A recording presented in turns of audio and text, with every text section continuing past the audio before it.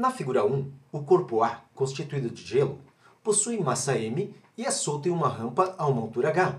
Enquanto desliza pela rampa, ele derrete e alcança o plano horizontal com metade da energia mecânica e metade da massa iniciais. Após atingir o plano horizontal, o corpo A se choca no instante 4t com o corpo B, de massa m, que foi retirado do repouso através da aplicação da força FDT, cujo gráfico é exibido na figura 2. Para que os corpos parem no momento do choque, F deve ser dado por... Observações. O choque entre os corpos é perfeitamente inelástico. O corpo não perde massa ao longo de seu movimento no plano horizontal.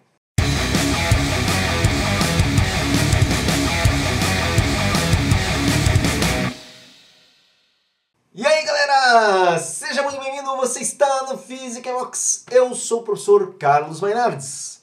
E na aula de hoje nós temos aqui uma questão, não sei se você reparou ali, é uma questão do IME, então uma questão mais pegada, uma questão que exige aí um raciocínio mais elaborado. E em comparação com as duas últimas aulas que a gente teve aqui, né, você deve ter percebido que as duas últimas aulas foram sobre mecânica, mas eram questões mais simples. O importante aí é que nesse preparo a gente tenha condições de desenvolver para questões simples e também para as questões difíceis. Esse é o ideal, né? Aliás, tem um detalhe muito interessante, que tem gente que se prepara para questões bem difíceis e quando aparece uma questão simples, essa pessoa está tão condicionada, né, com a lida em questões difíceis que ela vai procurar, às vezes, problema aonde não tem. É aquela história, procurar pelo em ovo. E quando ela procura problemas aonde não tem, geralmente ela vai errar. Por quê? Porque ela vai, né, no caso, imaginar alguma coisa a mais. Não, isso aqui está muito fácil, não pode ser assim. Ela imagina alguma coisa a mais que não existe.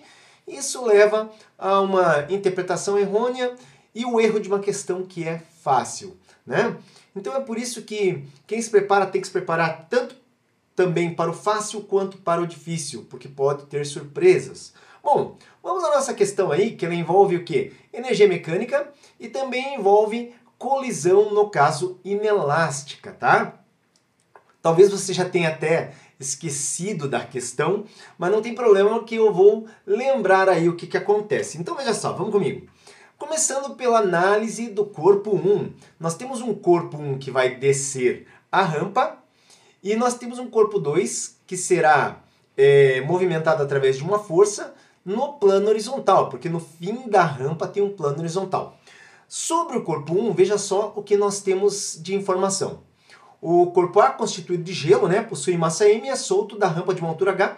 Aqui, ó, enquanto desliza pela rampa, ele derrete e alcança o plano horizontal com metade da energia mecânica e metade das massas, né, no caso.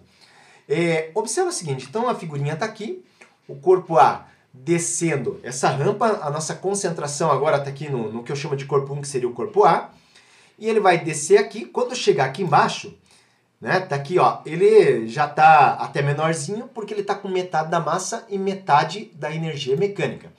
Então eu posso dizer que a energia depois, que é quando ele está aqui embaixo, é igual à energia que ele tinha antes, dividido por 2, quer dizer, metade da energia que ele tinha no começo. Mas, olhando bem para a figura, o que nós temos aqui? Um corpo que parte do repouso. Opa, se ele parte do repouso de uma altura h, ele só tem energia potencial, você concorda comigo? Então, ele vai partir aqui do repouso, ele é abandonado desse ponto A, ele só tem energia potencial por causa da sua altura. Mas não tem energia cinética porque ele parte com velocidade nula. Aí ele vai derretendo, desce na rampa, e quando chega aqui embaixo, ele para de derreter.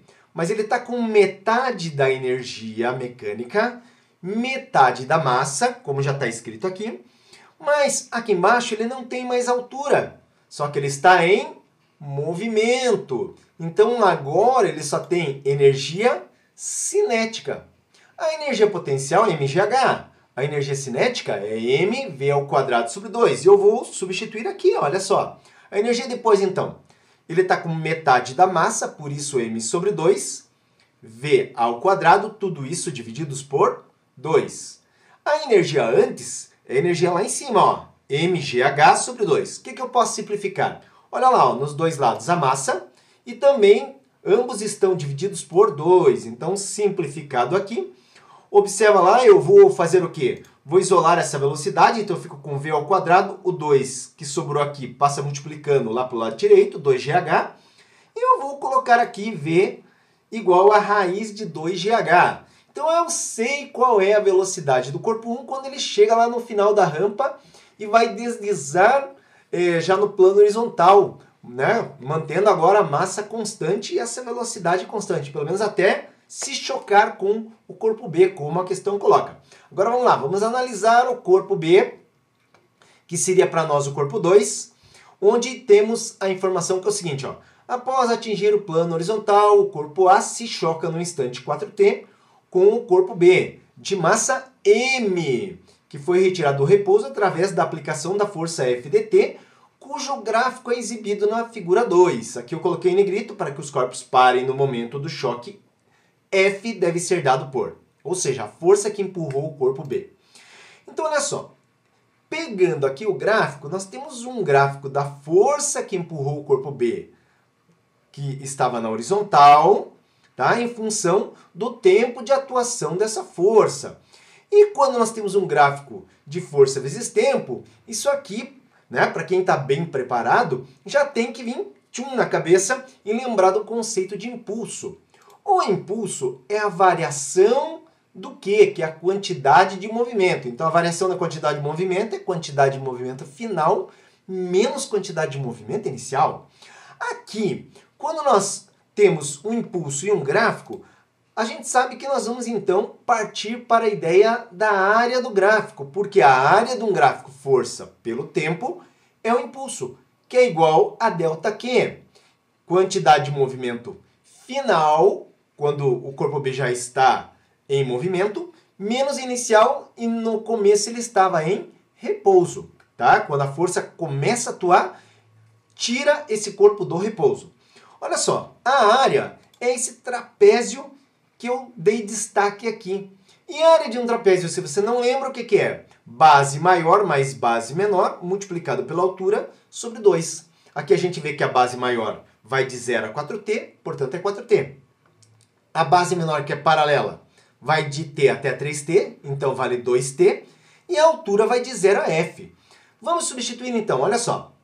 4t, base maior, mais 2t, base menor, vezes f, que é a altura, dividido por 2, é igual a massa, lembre-se, né? Aqui ó, tem a informação que seu corpo tem massa m, vezes a velocidade v', que é a velocidade final que ele vai adquirir. Nesse caso aqui, quando eu isolo essa velocidade, observe que eu tenho 4t, que eu somo com 2t, então eu tenho 6t, só que eu vou dividir por 2, então fica 3t. 3t o quê? 3tf sobre o m, porque eu quero v' isolada. Então, v' que fica isolada, a velocidade desse corpo 2, desse corpo B, é 3tf sobre m. Agora o negócio é o seguinte, o que a gente sabe? Que esses corpos vão se chocar. E se esses corpos vão se chocar, olha só. Eu tenho aqui o corpo A, que desceu, né, a rampa. Eu tenho o corpo B, que foi empurrado pela força F. Eles estão indo em sentidos opostos para se chocar. A velocidade do corpo A, a gente descobriu que é raiz de 2gh. A velocidade do corpo B, nós também descobrimos que é 3t de tempo, força sobre m.